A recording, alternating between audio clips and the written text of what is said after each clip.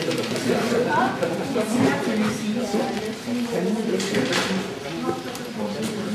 ressemble un petit peu aux manifs qu'il y a pu y avoir, c'était une prise de Total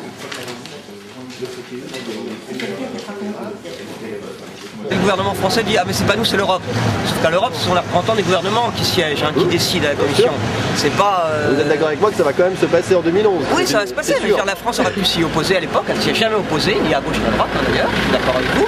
Bon, première chose. Et deuxième chose, c'est pas parce que vous aurez des capitaux privés que la Poste sera plus solide pour faire face à la concurrence. Et ça, c'est complètement. C'est un fantasme. Je veux dire. C'est en plus. Mais est-ce que vous pensez que la Poste actuelle peut rivaliser? Mais bien sûr, bien sûr, oui, il n'y a aucune difficulté. Ce qui se passe aujourd'hui, c'est que par exemple la Poste française a des filiales privées en Allemagne et la Poste allemande va avoir des filiales privées en France. Bon, on pourrait aussi avoir, peut-être, puisqu'on veut construire l'Europe, des entreprises qui soient aussi trans-pays et qui soient des entreprises publiques, ce qui permettrait de maintenir un service public à l'échelle de plusieurs pays au bénéfice quand même des habitants. L'ouverture et la libéralisation du marché, elle n'implique en aucun cas, je dis bien, le changement de statut d'entreprise.